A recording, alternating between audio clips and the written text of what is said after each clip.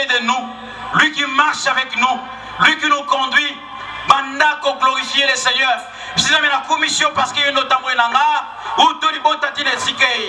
te bénis parce que tu es au fond de moi.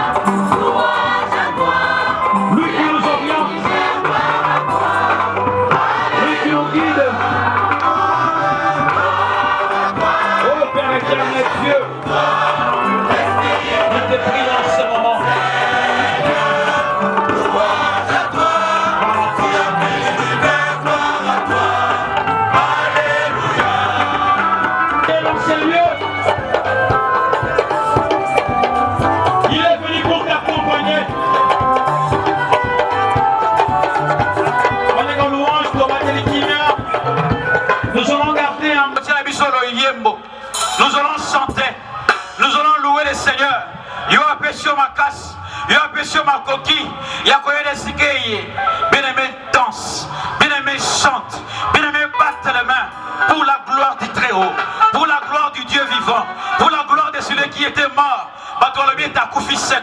Mais le troisième jour, la terre n'avait pas pu supporter. Il est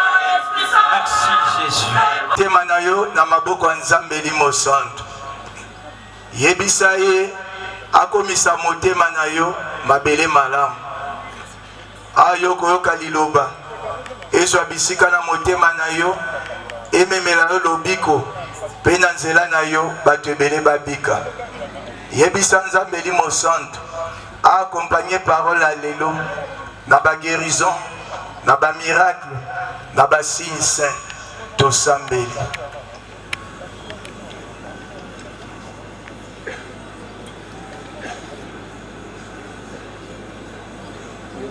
Cher Saint-Esprit, napesi yo merci. Bote obongisi mitema na biso. Bote ofandisa milona oezali liloba ya Nzambe. Napesi yo merci pona ba guérison, ba miracle, ba prodige. O accompagner na yango liloba oyo. Ndangai te. Na yonde lokumu nyonso. Makombo na Yesu Kristu. Amen. Lelo ezali mokolo ya mitano ya campagne na biso. Oyo thème ezali sans moi vous ne pouvez rien faire. Soki bozali na ngai te bokosala eloko moko te. Soki bozali na ngai te bokozwa bonsomi te bokobika te. Mokolo na lobi eleki mateya na biso ezalaki na kombo na ngai bokobengana bazabolo pe okobikisa babeli batalisaki biso mpona nini na kombo ya Yesu. Tomonaki ke epote ezali kombo ya nguya likolo ya bakombo nyonso pe lobiko tokozwa ngo kaka na nzela ya kombo wana. Pe batalisaki biso bazabolo bazali banani nini bazabolo basalaka pe na nguya oyo tozwi tobanga te totelemela bango tobengana bango bakokima. Pe basengaki na biso tolata bibundeli oyo kouta epai na Nzambe mpo ntango bakoya bakoka kokweyisa biso te. Pe totalaki sur bokono kobikisa babeli. Tomonaki te bokono ezali ebele na mokili ezwaka moto nyonso. Bokono ezali koyiba, kobebisa, koboma. kasi na kombo na Yesu Kristu ebikisaka bokono nyonso. Bokono oyo Zabola azali kokotisa pe tolingi kobakisa muke. Mokonzi asengi na biso bisika toza kofanda ezala na bopeto po te salite ekotisaka pe bokono. Tobongisa bisika tozali kofanda elieli na biso to éviter salite. Mwana nzambe azalaka salite te azalaka propre. Na lolenge wana pe toko éviter bokono ezwa biso. Amen. Soutemi na biso ya lelo ezali Jésus-Christ, la liberté, la vérité qui libère réellement. Jésus-Christ bosolo oya kopesa bonsomi ya solo. Jésus-Christ est la vérité qui libère réellement. Jésus-Christ bosolo akopesa bonsomi ya solo. Totangi na mukanda ya Jean chapitre 8 verset 32.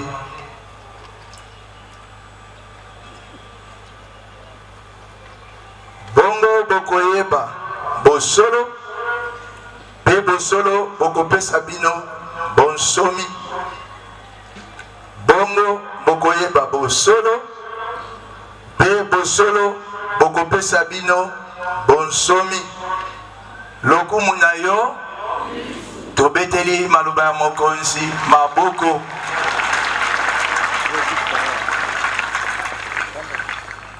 Lelo tokomona bonsomi nini o mokonzi amemeli biso mukolo ya lelo. En quoi le Seigneur nous libère, nous donne la liberté. Tokomona te aye kolongola biso na boumbu ya masumu. Tokomona te mokonzi aye kobimisa biso na boloko ya zabolo. Pe tokomona mokonzi aye kokangola biso na ignorance na kozanga boyebi.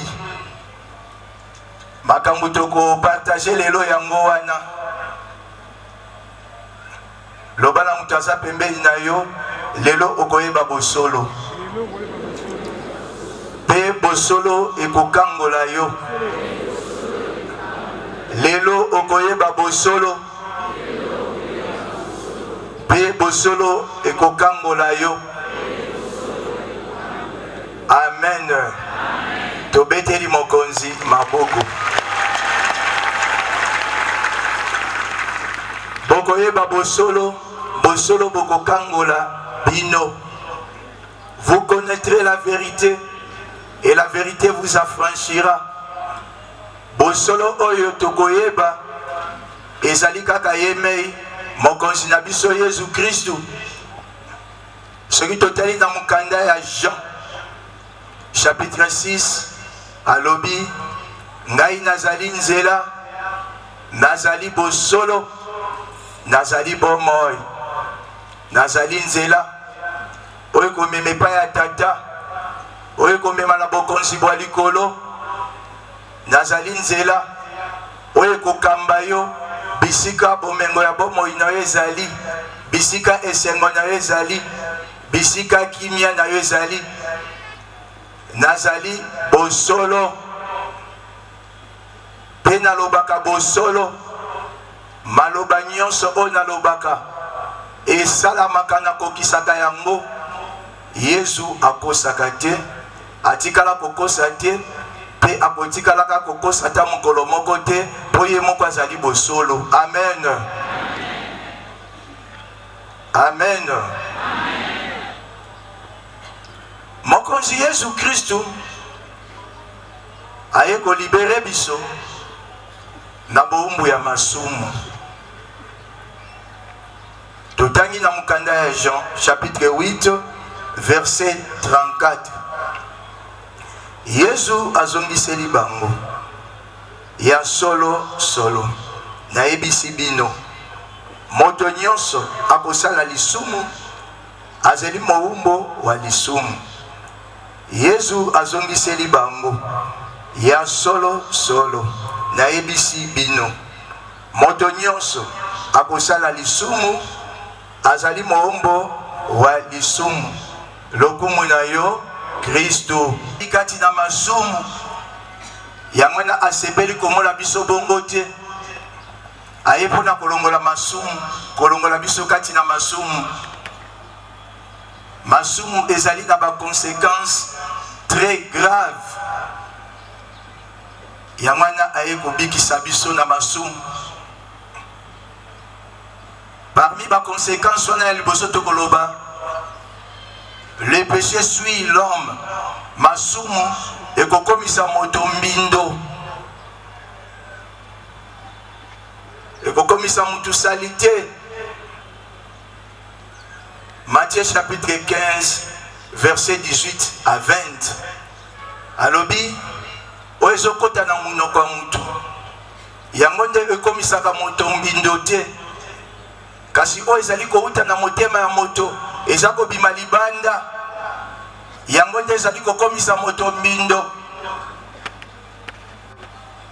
atangi makambo bamasumu pe liste ebakisami na Galates chapitre 5 19-21 tolanda makambo oyo ezali kokomisa biso mbindo verset 18-20 kasi eye ebimi omonoko euti omotema yango nde ekobebisa moto zambi omotema ekobima mikano mabe bobomi bokali ekobo boyibi maloba manzeneneke walokuta na songi makambo mana makobebisa moto kasi kolia na maboko masukwami te ekokomisa moto mbindo te. Tozwi na Galates chapitre 5 tobandi na verset 19 tina 21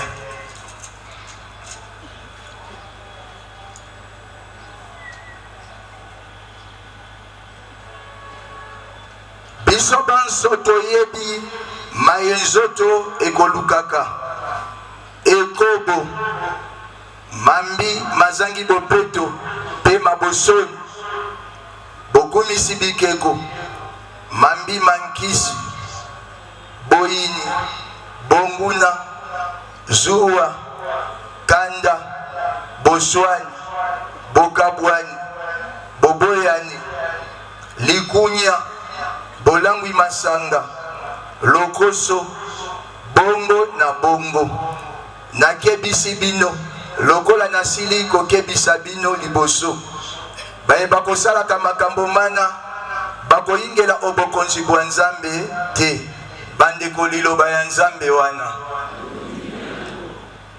makambo o mazali kokomisa moto mbindo pe soki moto akomi mbindo moye Nzambe ayamba ezali te mokonzi ye moko alobi yango polele na mukanda ya 2 Corinthiens chapitre 6 verset 17 alobi bosimba mbindo te soki bosimbi mbindo nakokoka koyamba bino te tina na mokonzi aye kolongola biso na masumu mbindo elongwa pote Nzambe ayamba biso masumu ezali kokabola biso na Nzambe ezali kobombela biso elongi na ye ndenge ekomami na Isaya chapitre 59 kobanda na verset 1 tina 2 mokonzi alobi loboko na ngai eza mokuse ete mpo na simba yo matoi na ngai ekufa te mpo na yoka yo kasi bambeba na yo masumu ozali kosala ebombeli ngai ebombeli yo elongi na ngai pe nazali koyoka yo te akobebisa pe koboma mbala mingi tozolela rabi olobi nini mpona libala na ngai, olobi nini mpona musala na ngai, nzambe eumeli mpona nini kaka ngai ti lelo napesi baintention na baneven na paroisse na bakampagne nakoti zamba nalali tolo na se na matima ngengenge mpona nini eloko esalama te,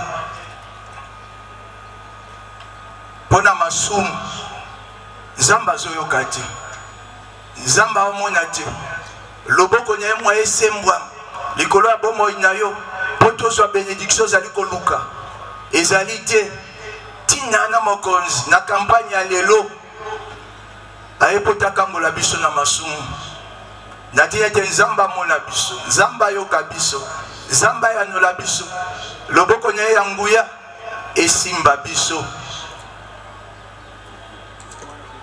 Masumu ezali kozangisa biso kimia. Moto oyo afandi kati na masumu akoki kozala na kimia te. Masumu ezali kosala te bilaka oyo nzambe apesa biso ekokisama te.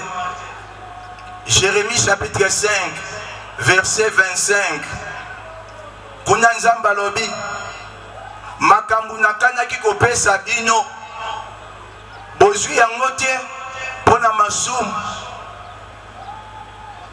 oyo nalobaki ekokisami te mpona masumu tomoni te tozwi te mpona masumu. Bandeko babolingo me na Bible bandakisa ezali Samson akomaki na suka ya mission na ye te mpo atosaki nzambe te, ekomami nzambe atikaki ye, nzambe atiki Samson. Juge chapitre 16 kobanda na verset 17 tina 21. Moïse oyo babandaki na nzambe malamu bakrobi na ye, nzambe mpe apesaki ebilaka Moïse, yo na bana na nga bokota na Kana na mboka ya elaka. Moïse akota te mpona nini? Atosaki te, akota te, bilaka ekokisama na bomoi na ye te. Ndenge mpe ebele tozali awa, makambo na biso ebele ezosuka na nzela, ezokoma na suka te. Zoka nde nzambe oyo tosambelaka, nzambe oyo tobelelaka, soki abandi likambo akomisaka ngo ntina suka. Biso mpe bana na ye esengeli ezala bongo, makambo na biso soki ebandi esengeli ekoma ntina suka, kasi ya biso ekomaka na suka te, etelemaka na nzela mpona masumu. Nzambe alakisa na bavision na barevelation baprophesie epesama me ezokokisama te mpona nini? Mpona masumu. Joseph azwaka bilaka na nzela barevelation te akokoma mokonzi. Mokolo moko Joseph akutanaki na lisengenya na ndako ya Potifar, alongaki yango. Soki Joseph akweyisamaka na mwasi ya Potifar, mbele Joseph atikalaki akokoma gouverneur na Egypte te, bilaka ngai kosuka na nzela lokola akweyisamaki te, azalaki fidèle na nzambe na ye, abebisamaki te. Yango na oyo nzambe alakisaka ekala depo azali mwana moke ekokisamaki, bilaka ya nzambe ekokisamaka. Kasi na mutu azali kati na masumu, masumu wana ekopekisa, bilaka ya nzambe ekokisama na bongo na ye. Nani mokonzi? Tobeteli maboko.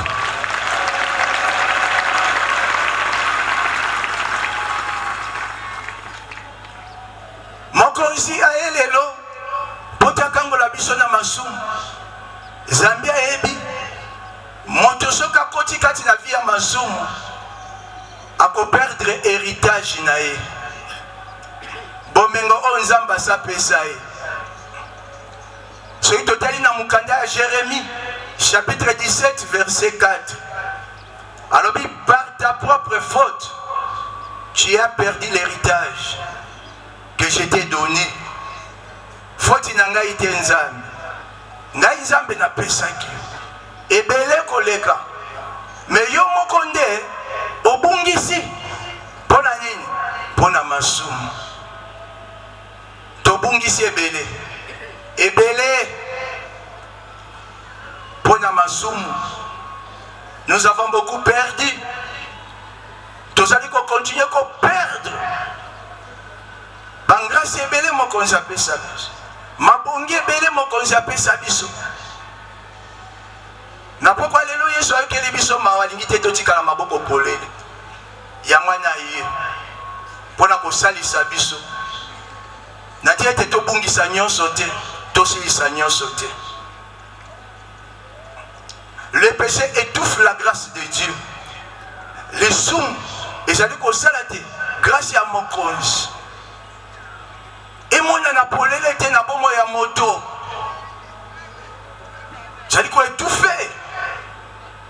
Mabongi o nzambe atikati na moto.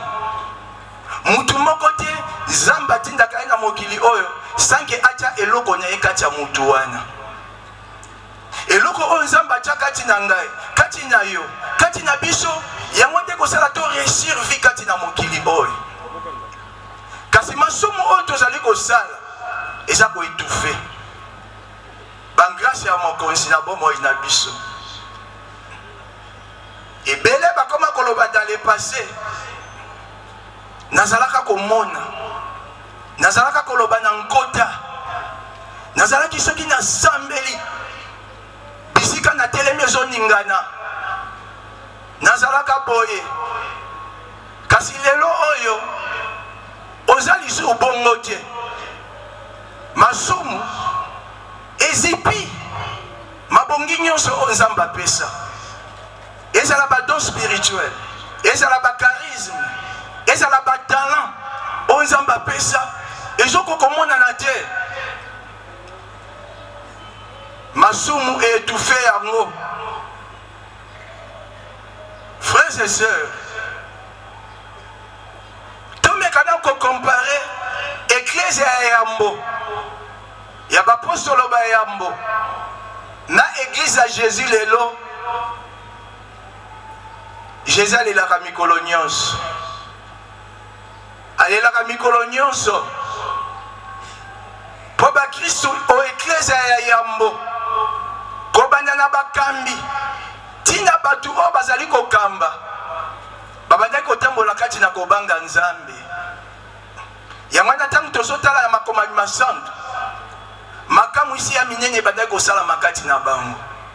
Totala na eklezia ya Kristu mukolo ya lelo makamu isi ekomi rare. Elakisi te ke elimo santu aza te, elakisi te ke nzamba bongwani. Masumu eza ko étouffer, eza ko attrister Saint-Esprit dans l'église. Moye makambo ya minene sala mezate kobanda na bakambi ya église na batu o bazokamba ebele lelo batambola su kati na kobanga nzambe te. Bobangi nzambe ezolobela bango lisusu eloko te. Ebele bakomi kaka kosalela nzambe par expérience, mais mpona komizindisa kotambola ndenge nzambe asengeli ezosalama lisusu te. Les lieux les mieux indiqués par le Seigneur pour batu babika c'est dans l'église. Mais lelo batu ebele bazoya dans l'église, mutu akoti na maladi abimi na maladi, mutu akoti na ba vertige abimi na ba vertige, mutu akoti na ba pota na motema ba douleur abimi église kana na makambo wana. Amen. Et bakambi ebele pona ko se consoler kobanga te ndima nzamba sasali. Dieu agit dans le silence. Amen. Ba parole etikali kaka ya consolation, mais au fond bakambi bazana kondima ke makambo e komami na Bible Ouais, ben dès ça la église à Yambo, Yambo était ça la église lélo à cause des péchés. Amen. Kozanga kobanga nzambe. Matin lélo, ils ont concerné tout le monde. Kobana numéro 1, mon cambi église, nabiso nyonso, otoyaka na église. Et tout fumé koti makasi à cause du péché. Kozanga kobanga nzambe. Tambola kati na masumu. Elimo santo azana mawa. Ce que elimo santo azana mawa. Abimoni saka makasi te. Yamana baka, ya démonstration puissance nzambe. Kati na lisanga ekomi isolé ya moko moko. Mais soki totangi na makomani masantu ezalaki bongo te. Tangu nyonso batu bazosangana, Nzambe aza komimonisa makasi na nguya na ye enene. Pona nini? Bandeko nyonso na bakambi na bandeko babandaki koya losambo bazalaki kati na kobanga Nzambe, babandaki kobanga masumu. Nani mokonzi? Tobeteli maboko. Ebele lelo bakomi ngolu azosala masumu encore. Mais na sa motema milobela ngolu ezali. Amen. Na mukanda ya Jonas chapitre 2 verset 9 balobi pas de miséricorde na bato basala makambo nko pona ebike le samba miséricorde divine ezalaka chapelet ya miséricorde divine ezalaka nasala ka masumu nafanda ka na masumu nasala ngona nko pongolo ezali lokuta. On ne se moque pas de Dieu. Pona nini? Nzamba za tata basakana kana ete nzamba za koko na ben yebisa mutu aza pembeni na yo basakana kana nzambe te. Nzamba za tata aza koko te yebisa mutu aza pembeni na yo yebisa embala mibala yebisa embala misatu. Amen. Nzamba za tata maza koko te. Koko abonde la kaka mwana koko na ye ata sali ba bêtise ndenge nini bongo corriger kosimba ete soko me kosimbe na olia te obenga dinga na ndaku na yo. Mais nzamba za tata limite ezali soko monyo so sala makambo nko sala kanini abetaka fimbu. Amen. Abetaka fimbu aza koko te aza tata.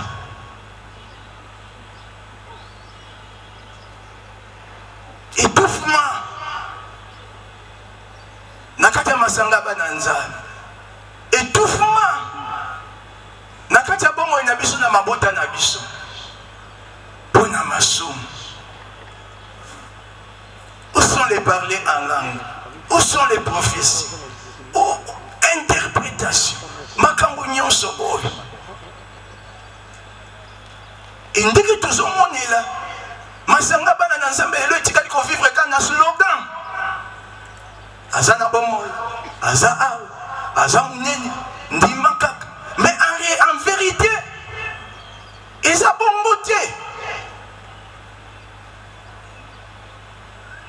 Tinana mokonzi asengi moko kati na biso kobanda na bakambi na biso baye baza kokamba tozongela Nzambe.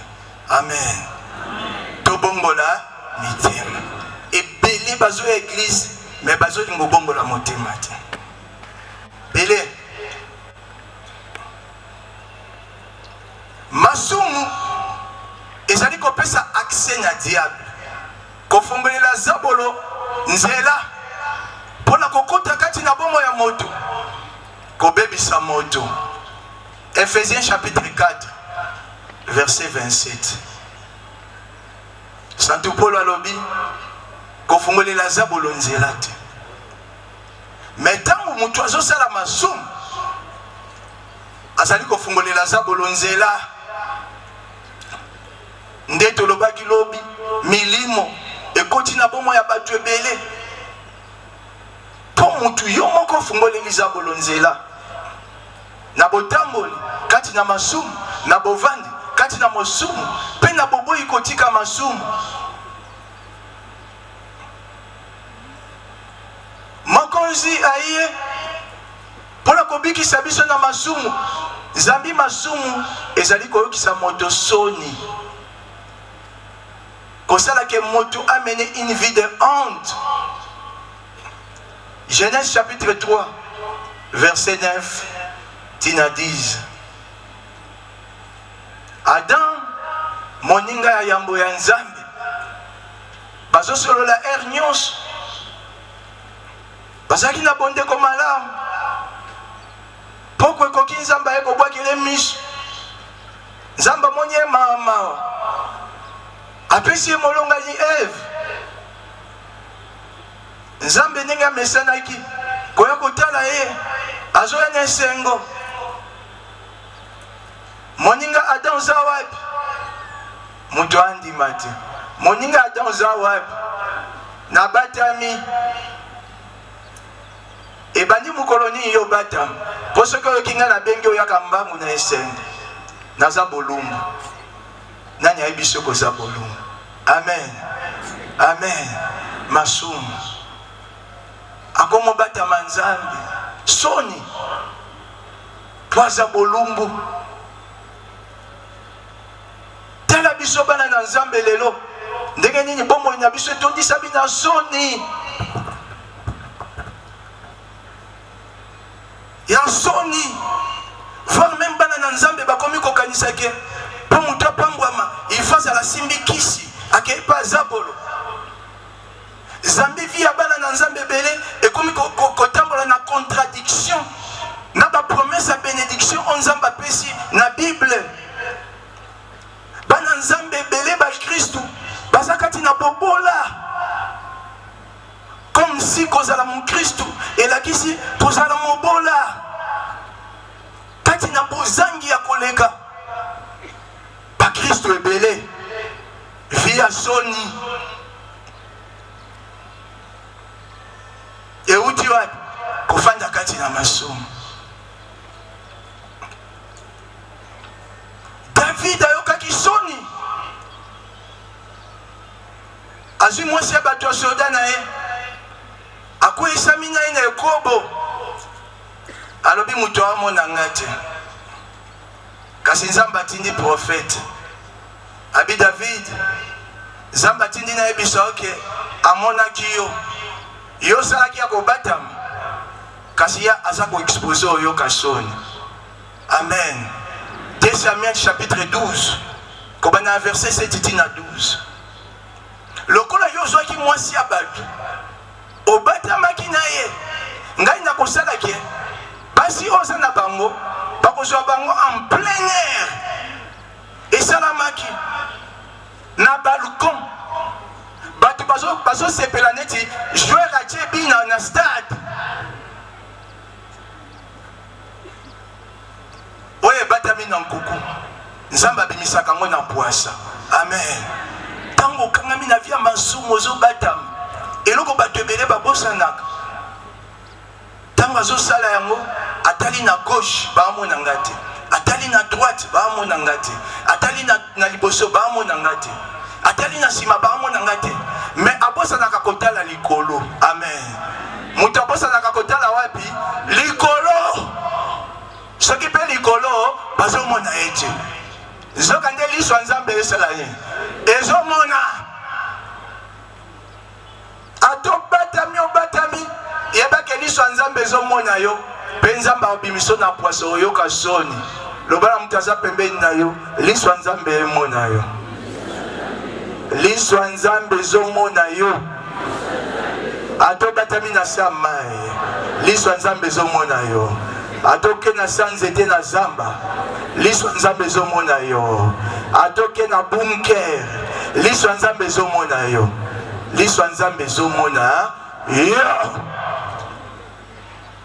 ta mwindu chapeau mwindu lokola pe ba masque komi osipi okomi neti zombi po bamona yo te liso ya Nzambe ezali komona yo Nzamba oyo kisusu. Mokonzi aye kokangola biso na lisumu zambi lisumu ezoboma. Spirituellement, pe physiquement na bomoto boye pe masumu ebomaka mutu. Amen. Ebomaka. Romains chapitre 6 verset 26 23. Romains 6 23. Salaire du péché ezaliwa. Masumu kangami nango zosala ekoboma yo. Actes des apôtres chapitre 5 tosi verset 3 toke petit na 9. Anania na Safira basalaki lisumu bakufaki physiquement. Amen. Kasi mokonzi alingi makambo nyonso oyo eyela biso te. To mpe esi eye aye sikoyo mpona kosalisa biso. Tolongwa kati na masumu kati na mabe oyo batangelaki biso awa. Moko koma Matthieu 15 18 à 20 malamu avola surtout avant tout banda prière intercession kozala na eloko oyo te panganga na nzoto te. Amen. Kozala nango te po lelo namoni lolenge nzamba omimonisa ezala ndenge mosusu eke so oza na eloko ya mabe na nzoto e riske retour makasi esalama na vi na yo. Toye a po bato babika kasi po bato bazwa liboma te po bato bakufa te. Kosangisa nzambe na satana te. Kosangisa nzambe na biloko oyo te paza bolo te. Pardon. Soki pe courage eza te koyisa ngo ka place otelemi wana. Nani mokonzi? Tobeteli maboko, tobeteli milolo.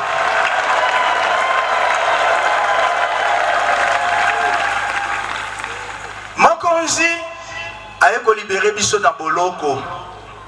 Kokangola bato ya boloko. Bato oyo zabolo ache na boloko. Boloko ya zabolo ezali wapi? Na monda mai, na monda zamba, na monda cimetière, n'espace.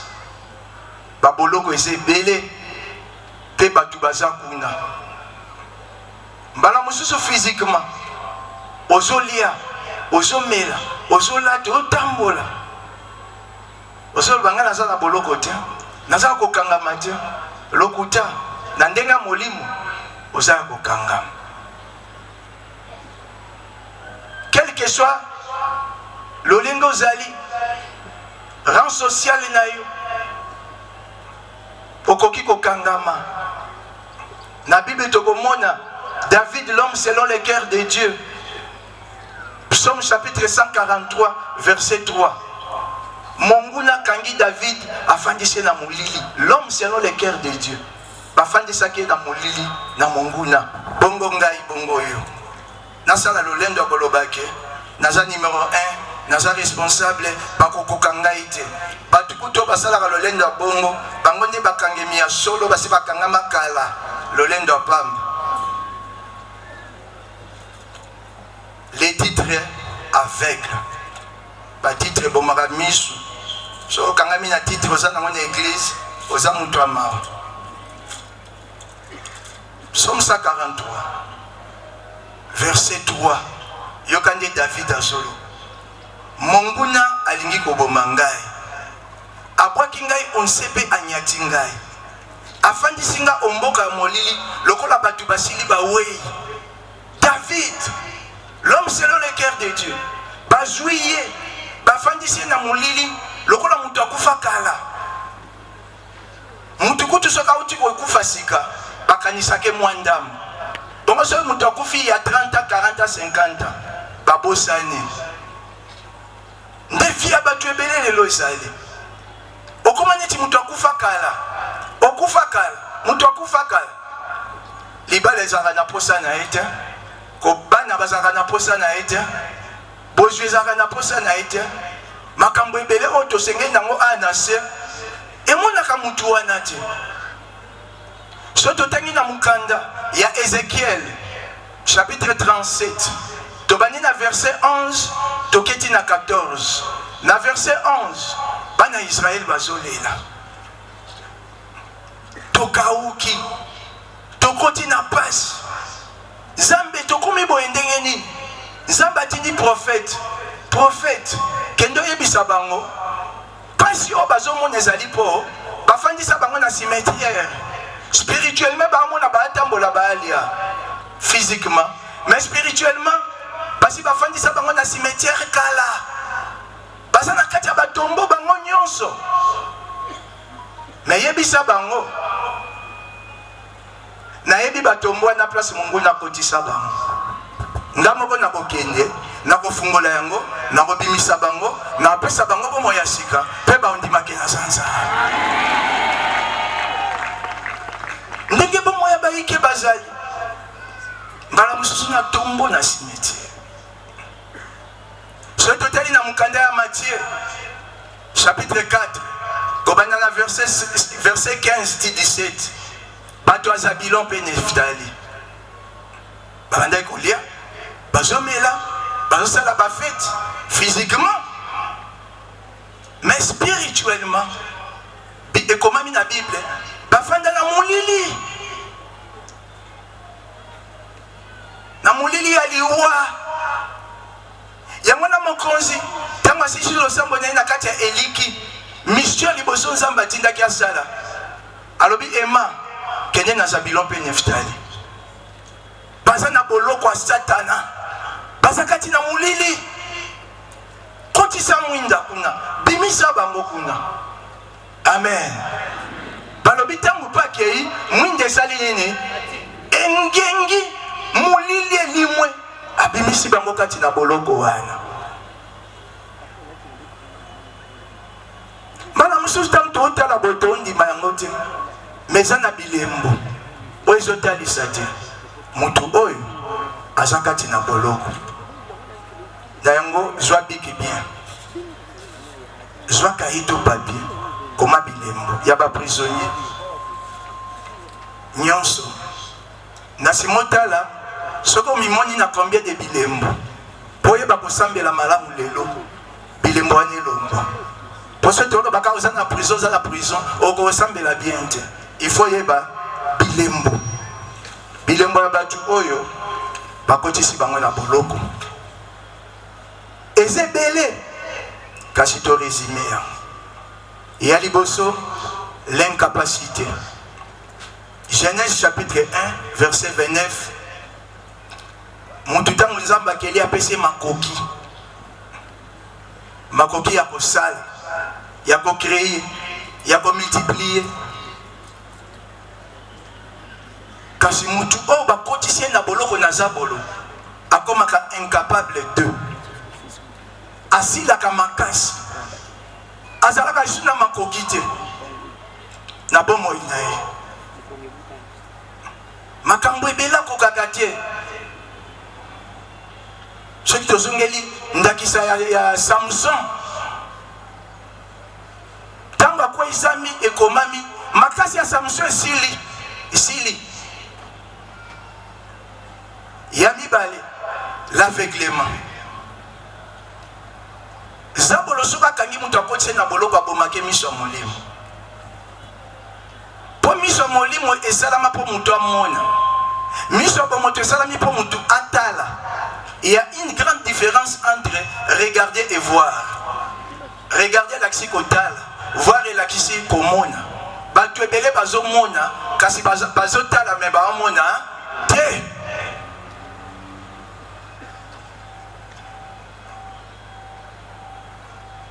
Biso ba Kristo tango lala komona gani. Tango sambela komona gani. Eloko te. Yamone mokonzi alobi na Matthieu chapitre 23 kobanda verset 16 tina 24 conducteur aveugle ba créer les problèmes biso totala boye yozo ba aveugle bien boza ba aveugle bon monate amen miso se kufa même ataku kutu ndoto olotaka te. C'est très grave. Ngai mutu na ye campagne est-ce que nzamba alakisaka nga makambo namonaka soki namonaka te eza elemboke eza bolaka nga ngai mokonzi aye mpona kofungola miso ya bato bamonaka te ezala na ndenge molimo ezala physiquement yango wana na mokanda ya Matthieu chapitre 13 verset 16 alobi errez sans vos yeux car ils voient et vos oreilles car ils attendent. Esengo na miso ya mutu oyo emonaka makambo ebombama makambo ebombama mu Kristo azali neti mutu nyonso te aza mutu oyo amonaka makambo ebombama tango osambeli olali tokaka na losambo ozipi miso ozomona makambo ebombama. Est-ce que omonaka makambo ebombama? Lokolo omonaka makambo ebombama te oza mutu amawa mutu omonaka makambo ebombama te oyo amonaka te. Amen. Tobeteli mokonzi maboko.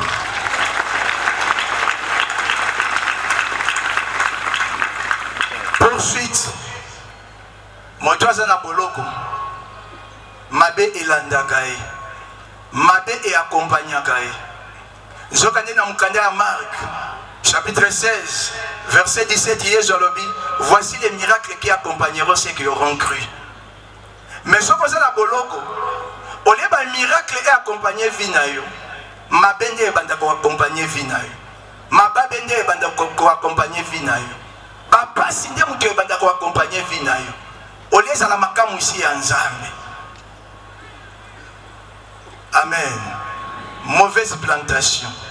Mutu ba tche kati na boloko zabola bolo na makambo mabe na bomo inaye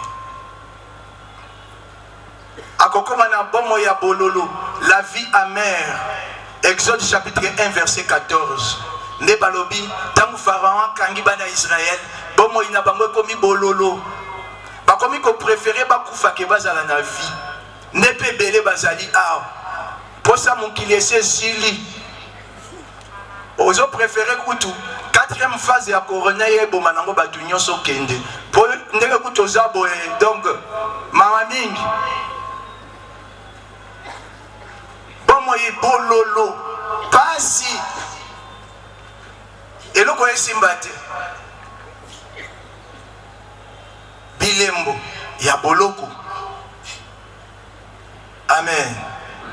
Ibala butu mutu zabola tina kati ya boloko aopese partenaire nocturne soko za mobile aopese mwasi ya butu soko za mwasi aopese mobile ya butu et partenaire nocturne wana akutungisa bomo ina makasi surtout soko balite abenga na mobile na ngana kimia te.